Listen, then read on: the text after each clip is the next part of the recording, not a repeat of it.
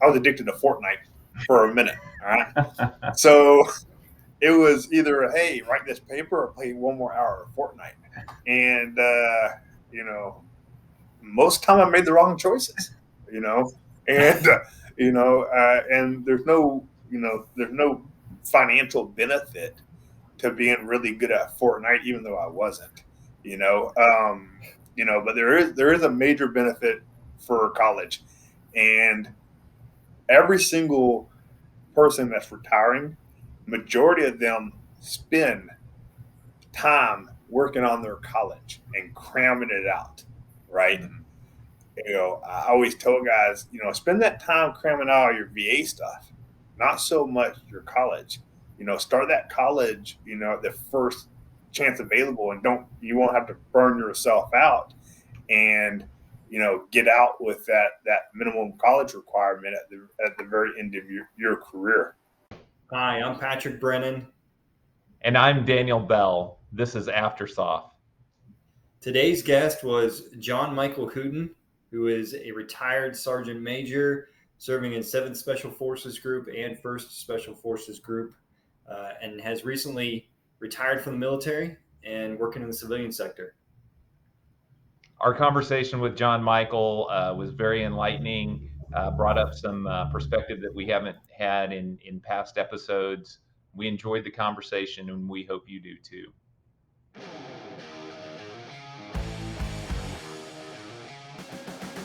So can you tell us a little bit about what drew you into the military and where you started off and what got you into the Special Forces? So my grandfather was a military guy. My father was a military guy. So it's that normal, generational thing that got me in, where my father told me, hey, look, this is what the military did for me. Go there, do a few years, and when you come out, at that time he owned a pretty good sized construction company, pretty good sized painting company. He's like, you come out and you can work for me, and start off at the supervisor level, because you can use your military experience for that kind of stuff. I was like, awesome. Well, joined the Army. Of course, he turned around and died on me a few weeks in to basic training, from problems that he had from his Vietnam service of Agent Orange, cancer, that epidemic that those guys are going through right now. And then while I was there, I had an airborne contract. I was supposed to go to Fort Polk, Louisiana, and then some guys from the Middle East decided to mess that up, bomb us, and I ended up 9/11 happened, and they ended up sending all of us to the 82nd Airborne Division. So instead of being an hour and a half from my house, I ended up going all the way up to North Carolina. And while there, that's when I actually started loving the military, right? Because I think that was the best thing that ever happened to me, versus running into Fort Polk and constantly going back and forth to my house. I think being so far away was really good, and it allowed me to see that the world is actually a lot bigger than East Texas. Did I lose you? It looks like it froze up. No, it's good. Okay. But from there, it's Squadcast, and it's a new product that we've been trying. So if there's a few glitches, don't worry about it. Understood. Okay. Well, from there, we went ahead and went to Afghanistan, and then of course Iraq.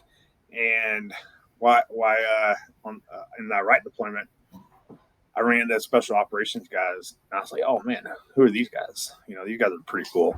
And because I was young, and in the 82nd we run 1,000 miles a week, I knew I could run, ruck, and do push-ups and sit-ups, and I decided to go ahead and try out. And luckily for me, that there was a lot of strong guys that made sure that they carried me through the Special Forces Assessment and Selection course. And ended up graduating from there, heading over to 7th Special Forces, and I was hoping to really expand, my horizon from there even more with the whole South and Central America stuff. We immediately went to Afghanistan, and from there to Colombia. Once I went to Colombia, I fell in love. I was like, this is the place for me. And that's all it took. I loved the mission. I loved the guys I was working with. I loved the mentors that I had. And instead of doing that original 3 to 5 years, I ended up doing that 20 years. Yeah, we've heard that mentors can make a real big impact on your longevity in the military, and even your enjoyment in whatever community. If you decide to stay conventional Army or whatever, was there something special about your particular mentor? I think him asking me to do stuff that I knew he could do. That wasn't really something I saw in the conventional forces, that my leaders could, they could sit here and hold me to a certain standard, and then they could turn around and do the exact same thing. I got lucky that my first team sergeant was, one of those. He was a beast. We were on a mountain team, but he had spent most of his career on a dire team, so he was of course a runner, and he was also a medic, so he was a really, really smart individual. But besides all that, he was just down to earth. He didn't talk to you like you were a fool, a brand new guy. He talked to you like you were a grown man, and he told you what he expected out of you. And when you fell short, he told you fell short. But when you exceeded, he also told you exceeded, as he would pound more task on you. So I really loved that kind of leadership, and I would say that was the biggest thing that I always try to mimic throughout my career. But then also the guys that you're surrounded with, right? Because let's be honest, we all have different backgrounds. We all come from different levels of education. I grew up. I was in special education my entire life. Only thing I was pretty much good at is getting hit by guys that were bigger than me on the football team, and every now and then I could whack a baseball. But I was a little guy. I had some learning disabilities. And the military, with these mentors that I had, they pretty much would teach me how to overcome those kind of things. How to not allow those things to hold me back.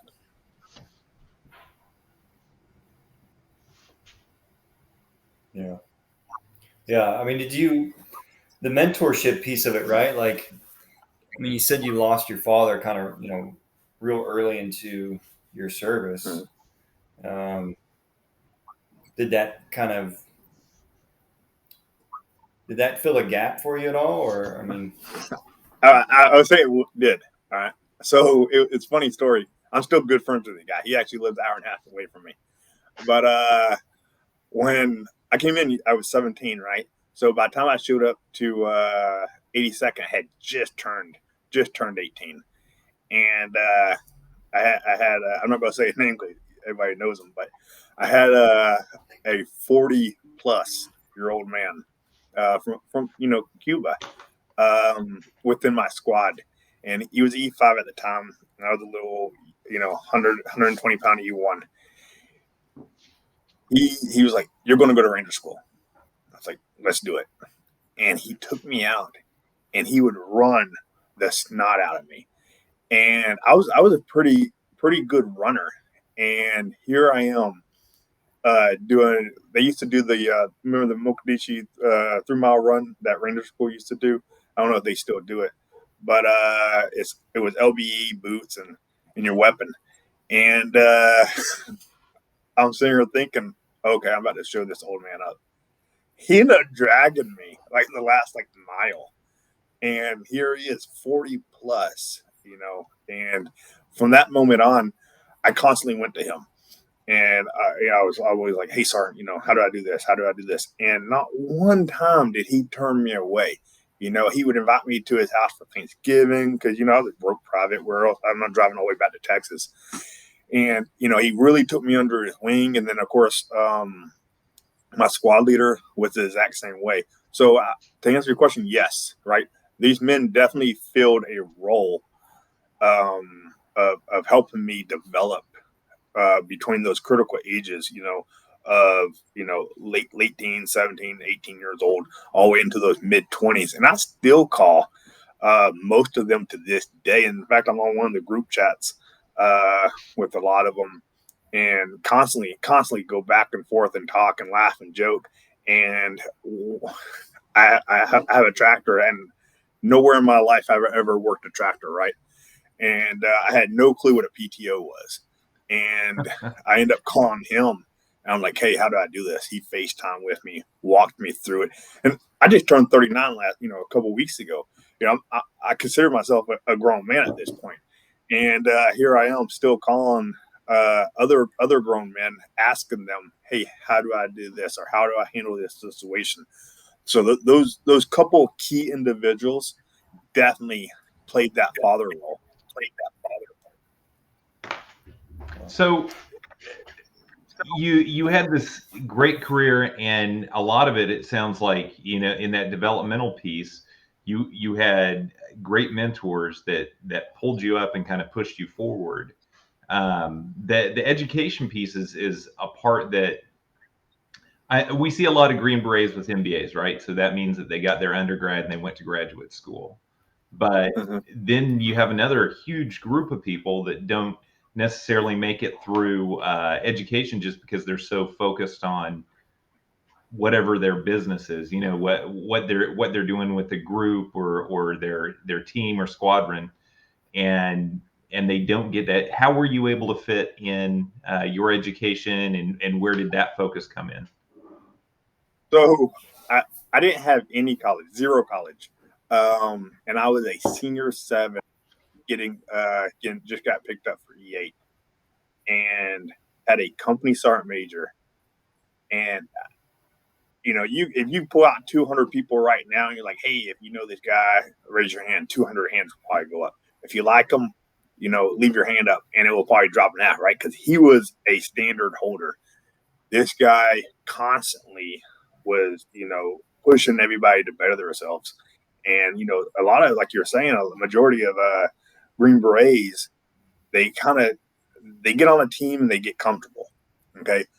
And one thing that, a lot of guys don't worry about is what are you going to do when you get out? Your body only goes so far, so fast, so long, right? Eventually it's going to break down, and you're either going to still be an asset or you're going to be a barrier, right? So the more you educate yourself on SOF doctrine, and you're able to communicate with the senior leaders within the military and within the Department of State and Department other parts of Department of Energy, so on and so forth, the better off you're going to be. Well, you have to educate yourself on how to do that, right? So he pulled me off to the side and he's like, hey, you're awesome. You understand what's going on within this mission, but you can't communicate very well. You cuss like every third word, and you come off like you have a East Texas high school education. And he was spot on. There nothing in that statement was wrong. I did come off as a knuckle dragger.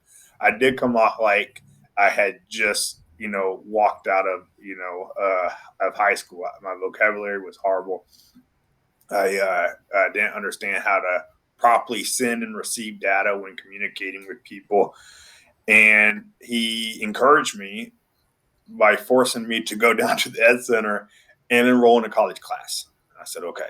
So I went down there and enrolled in a basic English 101 class like he told me to.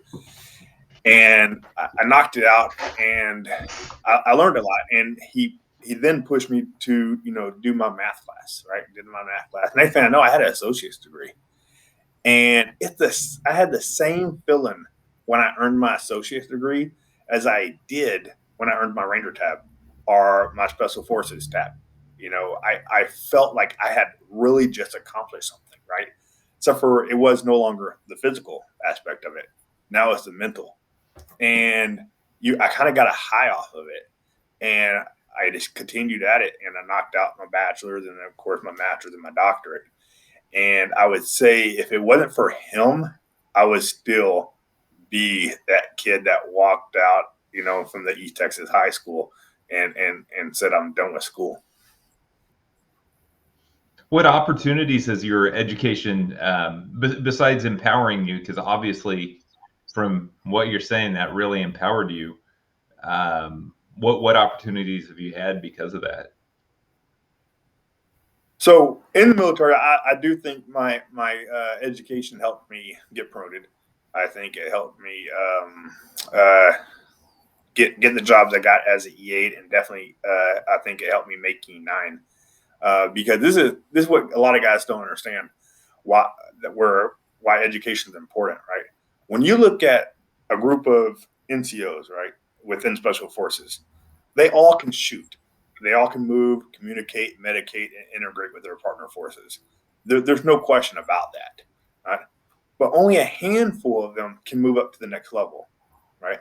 So every year, SWIC does a really good job, and HRC does a really good job of pushing down what the stats were for the previous year's promotions. And when you look at that, you're going to see, how the percentage of them that were CIFSIC, the percentage of them that were Halo qualified, the percentage of them that were, jump master. But then you're also going to see their level of education, civilian education, right? Your goal in order to get promoted, of course, is to use lessons learned from the previous year and mimic that. Right. And the only way to mimic that is to enroll in school and start knocking out education. There's not many sergeant majors walking around to this day that don't have some form of a college education. In fact, I would say a majority of my friends, the ones that are still in or the ones that got out within last year, like I have, all have at least a bachelor's degree, and, they didn't get that, just by, wishing it away, right? They actually had to sit down and do the work and find the time and do the balance management, because when you're going up for promotion, they see, because the hardest thing in SF is managing an ODA. Right? You got 12 alpha males all in a room trying to decide what to do. So as you're managing all those personalities and stuff like that, a little bit of college education does help you out, because you can't really sit there and expect the warrant officer or the captain to do everything, right? And then you have to be able to coach, guide, and mentor those other service members on how to build their products so that your CONOP or your training package or whatever you're developing actually can go up and not get kicked back 100 times for formatting and spelling and XYZ, and you can go ahead and not let those administrative tasks hold up you from training, right? Because once it goes up to the B team and up to the battalion and then up to group, the more time that's getting kicked back, that's time that is being taken away from your service members. So you really have to be able to sit down and red pen everything first time go, or else you're going to be sitting there working on something all the way up until the kickoff point, and then you're going to be upset because it didn't get approved because it was full of budgeting issues, or it was full of paragraph 3 didn't make wasn't in chronicle order, it didn't make any sense. So it's really important that those those senior NCOs have the basic understanding of the English language in order to facilitate, their soldiers' time not being wasted.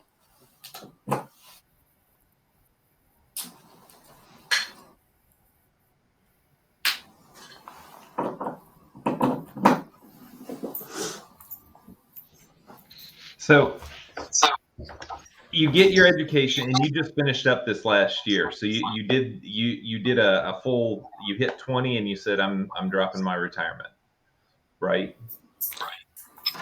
Correct. Yeah. Right after I got done with my company time, I went over to do a little bit of S3 time, and I asked for my original duty station, Fort Polk, and I ended up being the USASOC CTC Sergeant Major in charge of Fort Polk and Fort Irwin for all soft training, that was an hour and a half from my house. So I knew from that, I knew if I was either going to retire from Fort Bragg or Washington, but I wanted to position myself at that around 18 years. I started positioning myself to get down closer to my house so that I could retire, because I knew right when I came off the ODA, I was like, okay, well, that's all she wrote for me. I'm going to go ahead and take my ball and go home. The the team life was the only life. Anything after that wasn't really something I wanted to be part of. So I immediately, once I got to Fort Polk, I immediately started filling out my packet.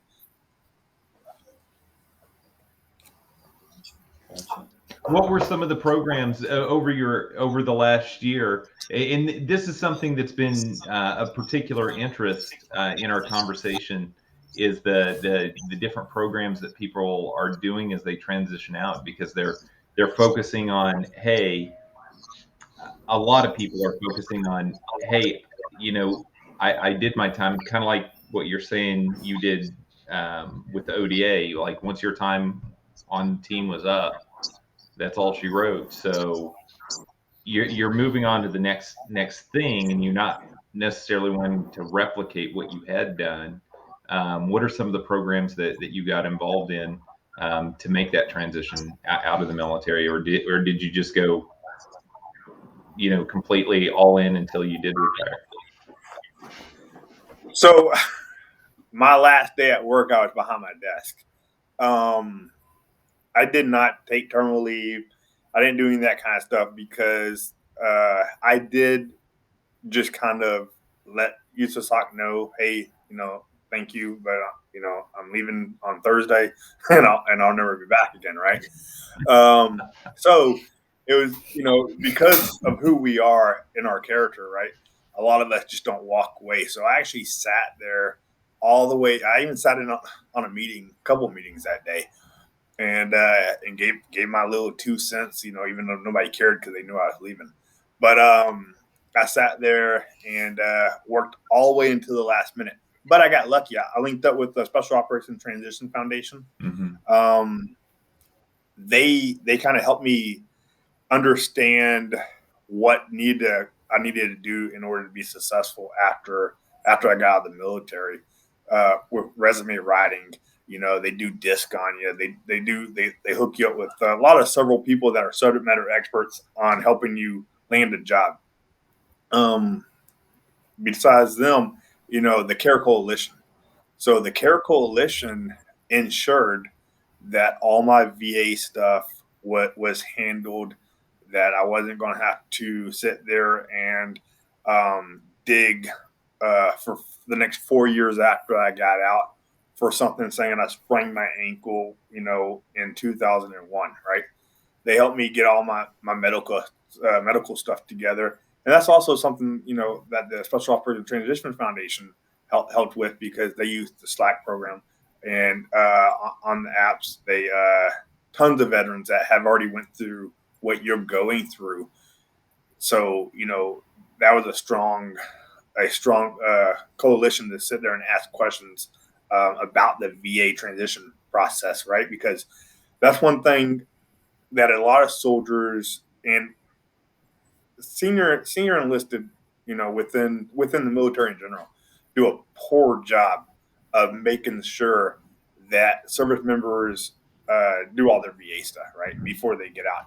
But name one E9 or 105 that didn't get out with all their VA stuff being done, right?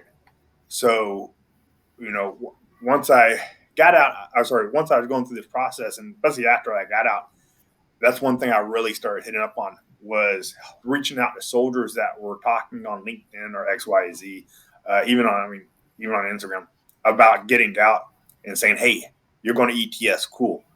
Make sure you do this, this, and this, and informing them of what they're, letting them understand where to go if their chain of command's not allowing them to do what they got to do in order to get out. So, I would say I got lucky.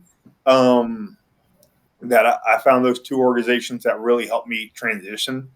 But I'm just fortunate. There's a lot of soldiers that are leaving the military right now that don't even know who their VA rep is in their town, right? They have no clue on how to build a resume. And I'm constantly, you know, giving back to who I can that reaches out to me, helping them go through the resume process, right? And that's something that the Special Operations Foundation was able to do to me. But a lot of soft guys don't even know about them that are getting out, right? And then of course, same thing with the General Purpose Force. Those guys have zero clue about whatever organization that they have, to help them transition. And you hooked up with the CARE Coalition, which is part of SOCOM proper. But with the Special Operations Transition Foundation, was it just through social media that you found them? No, I got lucky that one of the guys in the company over in First Group, his best friend's wife is actually one of their main organizers. Okay. So I was able to. He knew me and him. I made him actually. He was such a good goody seven. He actually took over the company ops, and so I forced him to watch me struggle running every day over in Thailand. And as we were running, I was honest. I was like, yeah, I'm getting out, as soon as I can. And he reached out, found me the connection, and allowed the introduction to take place. And from there, she kind of just grabbed the bull by the horns and drugged me all the way through the retirement process. It sounds like it was a great opportunity to work with her. Definitely, they're a great organization. There's a couple of other organizations that are good, that I have communicated. I did communicate with during my transition, but I would say that they actually throw like science into stuff, right? And I felt so stupid sometimes talking to some of their representatives because they're talking about stuff that like you think but you don't know, and because everybody's like, oh, I'm gonna get out and I'm going to be okay because I was a group whatever CSM commander, or I was a a team sergeant or a first sergeant, or so on and so forth. But it's not that easy, right? Because it goes back to what we talked about earlier about guys trying to get promoted, right? Everybody's good at shoot, move, communicate, medicate, integrate, right? Everybody looks identical on paper. So they were able to teach me ways to stand out, right? How to use different words than the normal on my resume to expound on the job duties and responsibilities that most of us just cut and paste out of our NCOER onto our resume. They completely write that with you and help you understand, like, hey, this is actually what you were doing in the civilian world, because we all know that, in the civilian world, they're doing stuff. They're moving logistics. I mean? They're doing human resources. They're overseeing projects. The civilian world is still doing everything you're doing, except for maybe the shooting part, right? So, how do you say that you're the same as him, who's been a logistics guy for Walmart, a major distribution center, for the last 20 years, and you've been in the Army the last 20 years, right? So how do you pick and choose words to match up to help you stand out when people are filtering through your resume? Because the resume process is just like the board process, right? You're gonna get swipe left or swipe right, and you have to make sure that your resume is the one that's getting that second look, because that first initial look, once somebody bypasses you, they're not coming back to you, and then you're not going to call them and talk about, hey, but this is what I really meant, right? Nobody cares. They already sent out an offer letter. You're a day late, dollar short. If you're even lucky enough to get an email from them saying you weren't selected, right?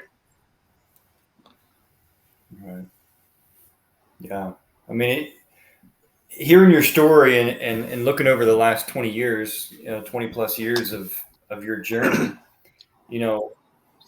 community seems to be a big part of that, right? Whether it's through mentorship or just connecting you to different resources as you transitioned out and got promoted and all those things. We talk about community quite a bit on this podcast with all our guests.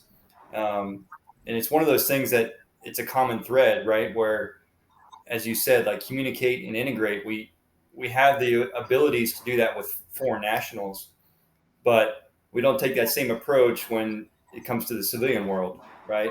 It's almost like we keep everybody at arm's length because, hey, whatever, we were Green Berets, you're not. Like, I need to keep my distance, right? Whatever that strategy is. But was there any discussion in that with SODA for anybody else in your network to kind of break that mold? Yeah, so I will say my network since retirement has quadrupled, right? So one thing that I failed when I was on active duty of seeing was maybe the big picture of everybody else's. Because we always talk about it. We always talk about, most special operations require non-soft assets, right? Or assistance. But then we go back into our team room and it's just like, oh man, these guys are all jacked up, blah blah blah, whatever. Well, those are the same guys that are getting out and immediately walking into 6+ digit jobs, right?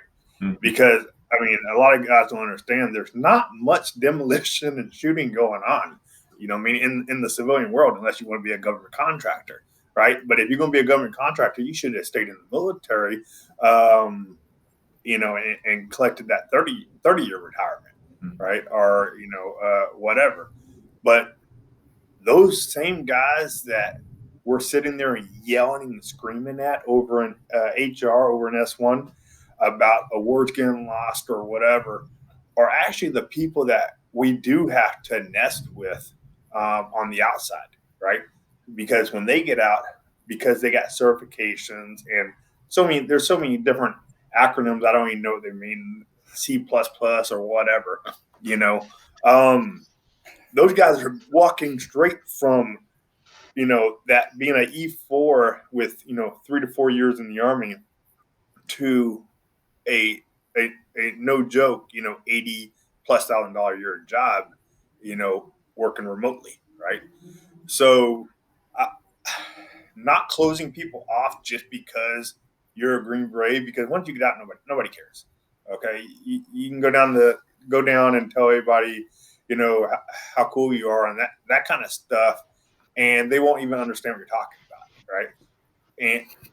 But when you walk in there and like, oh, you can talk the same language with them, because while you were on active duty, instead of just yelling across, the tarmac for the log guys to do something, you're actually talking to them and understanding who they are and what they actually do, right? And understand a little bit more of their job.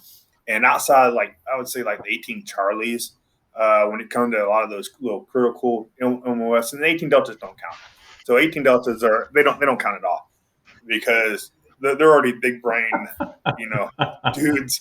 That there's a 99.9% chance, I walk into a hospital and I want to see a 18 Delta, billing me for a $60 aspirin. So, those other MOSs, 18 Echoes, 18 Bravos, and Charlies, I would say really have to build that network within those non-18 series MOSs, And I didn't learn that until after I got out. I wish I would knew that when I got out, because some of the young men and women I'm talking to, on different platforms about stuff, they're already project managers, project directors. They're already handling, these big, huge things and working for these massive companies. And, it's super impressive. And, you think they're not going to remember when you walked into S1 and kicked the trash can and, yelled and scream about your leave form, because they will, you know. So I would say building those bridges while you're in it is critical, and keeping them maintained. You know, it's critical even after you get out of soft, you know, and retire. Yeah. Yeah, one of the former guests we had on here talked about, transactional relationships versus, these longevity relationships, Mm-hmm. right? And yeah, we definitely have a transactional mindset. Yeah. When you're in there, right? Because you just want to accomplish the mission and move on. But building that Rolodex is a big deal. And that's one thing I'm probably one of the most horrible leaders that I ever walked, you know, the hallways. But that's one thing I probably felt at, right? Was you going in there and you're fighting for your men, and you know you don't really understand the repercussions that what you're doing when you're trying to make sure that you get the last dollar that the battalion or group had to spend, or you getting that critical piece of paper processed, or that piece of equipment checked off on, right? You know, hindsight being 2020, I probably to this, you know, go back and approach some of those differently, right? Because the way I talk to people and manage processes now is totally different than when I was in, right? You have to, you know, take the boxing gloves off and, you know, really start building deep relationships, like you're saying, with everybody, right? It's just not a one time thing. You know, going in there and get what you want and walk out. It needs to be, hey, thank you for taking care of this. Also, you know, how are you doing? You know, tell me about your wife, tell me about your kids, you know, and then from there going back and forth and maintaining that asset. Yeah, it's kind of like you've got to remember that everybody loves the first soft truth, but it's almost like the first soft truth doesn't apply to the people that are part of the fifth soft truth, right? It only applies to those who are operational and part of the team. And yeah, that's a big point. I don't think that I we don't really talk about it. We talked about the whole transactional thing, but yeah, I mean, our strength is in everybody that's part of the larger sense of the team. Oh yeah. Yeah. Yeah. Yeah. So what's next? I mean, where are you at now? I know you said you're traveling a little bit, but yeah. So right when I got out, like we spoke about earlier, I was that guy. I was that normal SF guy. I got out, immediately jumped on a contract over in Ukraine, and then I got lucky that a relationship that I built while I was on active duty paid off, and I got a phone call one day, and they were looking for a guy to handle a project, and I got on, and of course, you know, I love traveling, and it was a remote job. So I jumped on it, and I was able to travel, you know, through Europe, and then over to Thailand, Bali, and then now I'm in Japan right now. But that's one thing, you know, that's great about being out is, you know, everybody remembers when they're in their team room, right? And the team sergeant walks in and he gives you 40 tasks to do, right? Even though you're only you probably, like me, I was pretty stupid, so I could juggle maybe one and a half at a time. But that's one thing I learned about the civilian world, right? Working, you know, especially working remote, is because as a soft guy, you build really good time management skills, right? Because you know every day there's a couple things you have to do regardless of what's going on in the world. You know what I mean? You have to work out, right? You just have to. Okay. You have to do a follow up on any of your current projects that you got going on. You know what I mean? And you know you have to prep for, you know, that 1 week training you got coming up, that 2 week training up, and then that 6 month training coming up, so that you don't lose track of it, right? So you're already kind of doing project management stuff. So that's one thing I always push guys to try to go into is, hey, Look at being a project director, project manager, or a program guy. Look at that kind of stuff, and don't just settle for one. Right? You'd be surprised how many companies you can balance at a single time. Right? Where you can work for multiple employers all simultaneously, and it's easy because you're already when you're on a team, you're already balancing so much stuff. The life, married or single, it don't matter. You're balancing that. You're balancing, your workload that you have today. You're balancing because how many of you? I mean, everybody remembers being over in Afghanistan or wherever you're at. You're writing a con-op for a mission that's taking place in the next 48 hours. But then you're minimizing that screen and you're opening up a training concept for something that's taking place in 6 months, right? So, we all have those abilities to balance all that kind of stuff. So, don't, not limiting yourself to this one company. That's one place I've been fortunate was because of relationships that were built right before getting out, and then relationships that were built immediately getting out. Able to find jobs pretty easily.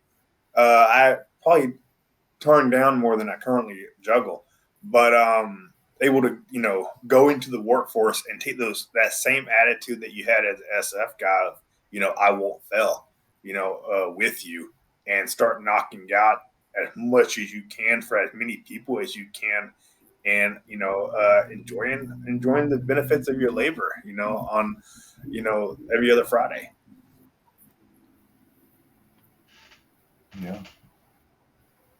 So That's awesome. you got to do some stuff in Ukraine. Was that at the beginning of the war, or was that prior to what's going on there right now?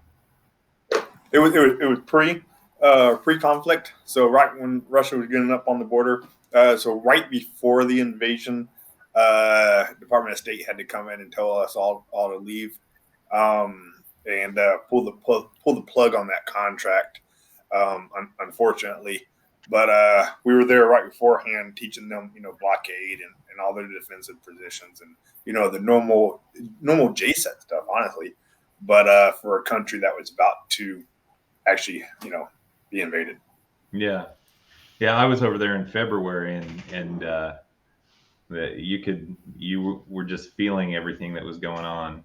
It was an interesting environment, and now you're living internationally. You still aren't just hunkered down here in the States. You're enjoying some of that travel life. Oh, definitely. So when I was as a team guy, I didn't understand how much fun it is to travel, right?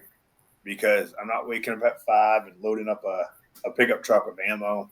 I'm not, being forced to go run in 100 degree weather and eat at my partner forces chow hall, right?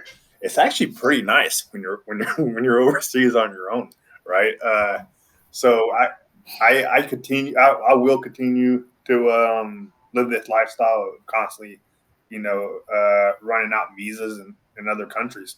But I still got my main location in Texas, But I thoroughly enjoy. Well, I might have to, depends on what's going on in the world here shortly. Leave Japan, but I thoroughly enjoy traveling and seeing new cultures for the countries I wasn't able to go to while I was on active duty, and actually vacation, and that's why one thing I push at everybody is, if you can get remote work, do remote work. I know it became the norm for a little while during COVID, but some companies are going back to work. Set yourself up with those certificates. Set yourselves up with your education, and also set yourself up by working through those programs like the Special Operations Transition Foundation in order to make it where that's an option for you during negotiations is working remotely, because some companies are doing the hybrid stuff, But some are still sticking full remote because if they don't, they're not going to have employees. Right. Yeah. What certifications would you tell folks to get, or what do you tell folks to get? So I always push for the 18 series guys to get their certified project director certificate. And,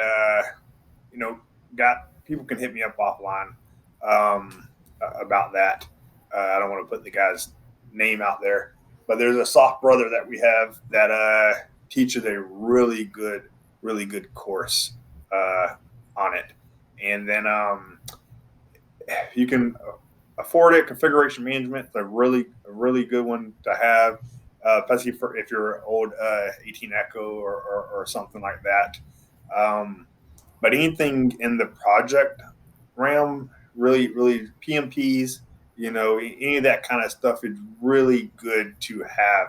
And then, of course, if you're looking to, be the big brain, you super smart guy in the room, all those IT certs.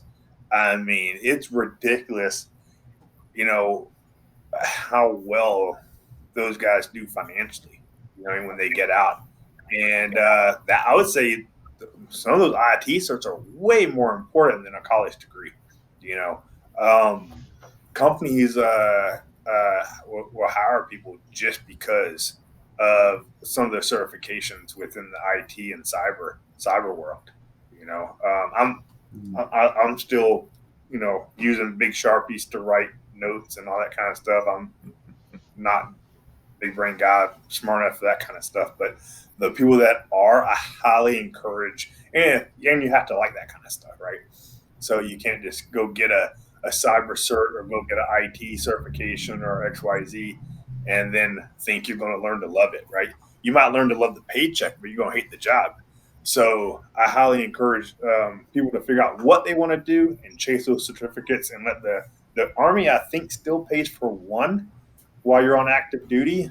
And after you get out, there's some grants that you can apply for. And there's other programs that do have veteran discounts, but the bigger discounts are while you're still on active duty. So, you can't go wrong with the PMP. You can't go wrong with the CPD. You definitely can't go wrong with any cyber or IT certification. Cool. Well, we really appreciate this conversation, your self-deprecation and your humility in approaching a lot of this. A lot of the guys that we've talked to several officers, and there is definitely a difference because officers are coming into the game with a college education already, and to be able to build off of that, coming in with no education at all, and kind of navigating through that space to ultimately finish out your career having a doctorate or almost there, and then getting into that's a huge accomplishment. And I think that it just being able to look at that provides a better way forward for some of the younger guys and others who are starting their journey to transition out of the military, to retire, or just finish their current enlistment or service obligation. Yeah, I appreciate that. You're right. The officer corps, they're very lucky, right? You got to remember they also get to take off a year and go do their master's degree, right? As you know, us enlisted little worker bees, don't get that option. I will say this, if a team sergeant or company sergeant major, battalion CSM, or so on and so forth aren't pushing the E6 and E7 to do college, something wrong, right? Yeah. Because we already have one of the most fit forces that there is. Okay. We already have guys that are 100% capable of, deploying anywhere in the world and just doing bad stuff to bad people, right? Wouldn't it be awesome if they were a little bit more educated too, though, right? So, having them, encouraging them, you can't really force it upon people. And I actually did my district when did my dissertation on adding college directly into the NCO Academy, right? Because if you think about this, when's the first time you touch an NCOER, right? Is when you're a team sergeant. You get told, hey, bam, you're in charge of writing NCOERs now. Well, that's why they end up looking most time for most of us like garbage, right? Because it's not taught earlier on. So same thing with college, right? College needs to be pushed, during basic training. It needs to be pushed during PLDC or WLC or whatever the new acronym that somebody with the college degree came up with. So it has to be pushed throughout those whole phases. In order for service members to be able to leave the military at 20 years and have a master's degree or at least a bachelor's degree without having to do it, during their free time, right? So I would say, right now, if anybody does hear this, people ain't gonna want to listen to me, but if you have 5 minutes in your day, cool. That was 3 sentences you could have wrote, on your college paper, right? Instead of playing, whatever on your phone, think about the time, how much minutes a day that we all waste, right? And I'm not gonna lie, I was addicted to Fortnite for a minute. All right, so it was either, hey, write this paper or play 1 more hour of Fortnite, and most time I made the wrong choices, and and there's no financial benefit to being really good at Fortnite, even though I wasn't, but there is a major benefit for college, and every single person that's retiring, majority of them spend time working on their college and cramming it out, right? I always tell guys, spend that time cramming out all your VA stuff, not so much your college.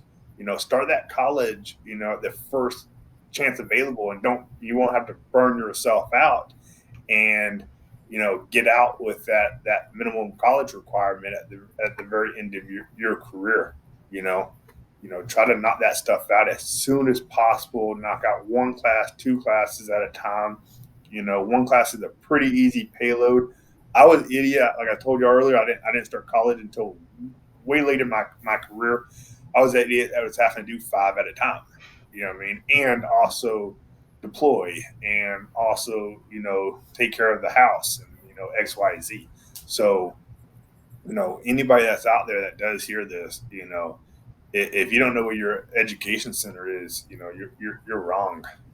Head over there, use that. I think it's $4,000 a year right now. I think tuition assistance. That burns through pretty fast whenever you try to cram everything at the last minute.